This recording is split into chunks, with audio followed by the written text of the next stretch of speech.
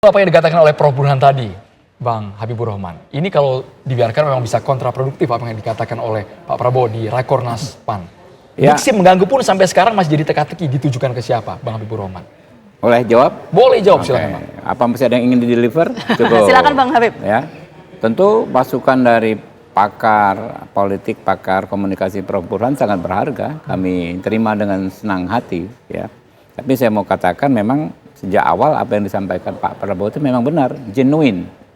Beliau itu orang yang sangat genuine, menyampaikan benar-benar dari lubuk hati beliau keseriusan ingin bekerja keras untuk rakyat dan mengajak semua orang terlibat dalam kerja keras tersebut.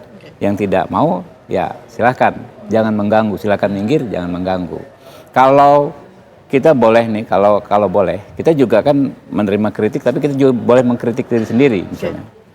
Kita juga jangan terlalu menggoreng-goreng lah namanya statement-statement yang seperti itu. Kita semua ya. Kenapa? Karena ke depan pasti akan banyak juga hal-hal serupa terjadi. Kita punya pemimpin yang baru nih, Pak Prabowo. Punya karakteristik yang baru. Kalau kami orang Partai Gerindra tahu. Kadang-kadang tuh Pak Prabowo tuh selalu ngomong memang dalam konteks statement, ya kan ya. Tapi bagi kami para politisi, orang yang di politik, ada yang lebih baik disampaikannya di forum yang terbatas. Ada yang kalau bisa seperti kata Pak Burhan. Karena apa? Di politik itu kan kita sudah bicara soal goreng-menggoreng tadi, ya kan ya. Dengan goreng-goreng itu bukan by design juga bisa. Karena orang situasi orang kan berbeda-beda ya. Pemaknaan orang bisa berbeda-beda.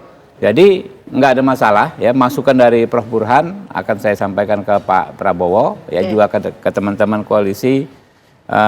Ya mungkin kalau siapkan panggung buat Pak Prabowo ya di note juga, Pak ini kalau bisa ya, kita ngomongnya lebih ke arah internal, nanti waktu eksternal baru dihadiri wartawan dan lain sebagainya. Artinya Bang Habib menyampaikan tadi tidak ada tendensi apapun dari pernyataan Pak Prabowo, tapi ini mungkin diskusinya biar komprehensif ya.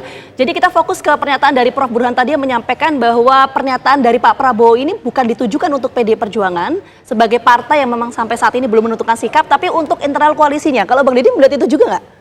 Fokus ke sana mungkin kita. Lagi-lagi ya, kan kita berinterpretasi ya.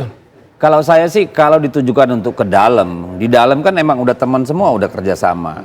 Jadi mungkin wajar kalau orang kemudian berpendapat itu ditujukan untuk keluar daripada koalisi. Karena kan dibilang sudah diajak kerjasama, maunya di luar, di pinggir, nonton di jalan, tapi jangan ganggu, kan kira-kira gitu. Sudah tentu itu bukan untuk internal, tapi saya bisa aja salah. Makanya Pak Prabowo berutang menjelaskan ini pada masyarakat, kan kira-kira begitu. Kalau bukan buat Bentar internal? dulu, itu satu. Berarti kan kalau itulah asumsi yang kita terima gitu ya, itu kan salah satu asumsi aja. Kalau asumsinya itu untuk keluar, oke, lalu siapa ini yang dimaksud? Apakah partai politik, apakah itu masyarakat secara umum, apakah itu katakanlah akademisi, mahasiswa, LSM, atau apa nih? Kan ini kalau itulah yang dimaksudkan oleh beliau sebagai presiden terpilih, berarti kan ada kekhawatiran banyak orang nih, implikasi dari kata mengganggu itu.